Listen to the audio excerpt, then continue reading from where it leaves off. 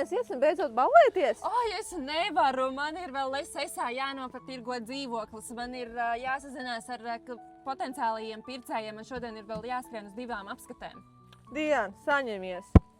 Kas tas tāds ir? Kas ir Oberhaus? Paskaties.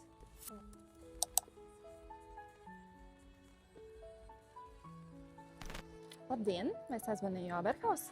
Jā, klausos, kā var palīdzēt. Vēlos pārdot savu dzīvokli un gribēju saprast, kā jūs strādājat un ar ko sākt. Protams, pastāstiet lūdzu, kur atrodas dzīvoklis un cik ir istabu. Rīgā sērija veida dzīvoklis. Lieliski, vai dzīvoklis šobrīd ir apdzīvots vai jau brīvs pārdošanai? Šobrīd dzīvoklis jau ir atbrīvots. Saprotu. Es varētu atbraukt apskatīt īpašumu, novērtēt tirgus cenu un izstāstīt, kā vislabāk sagatavot dzīvokli pārdošanai. Tas izklausās labi. Cik ātri varētu satikties? Man ir brīva ceturtdienas vakars vai piekdienas rīts. Kurš variants jums ērtāks?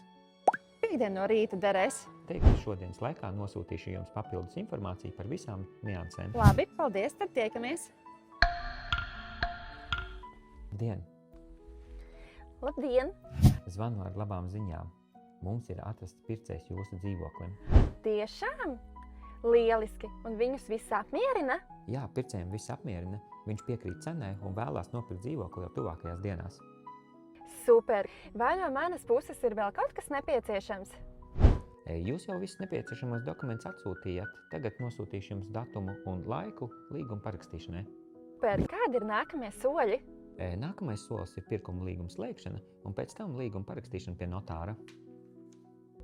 Ļoti labi! Paldies par palīdzību! Paldies jums! Uz tikšanos! Labi gan, ka tu man iedevi to Oberhaus vizītkarti, jo tagad mēs varam mierīgi baudīt jauno restorānu. Es taču tev teicu,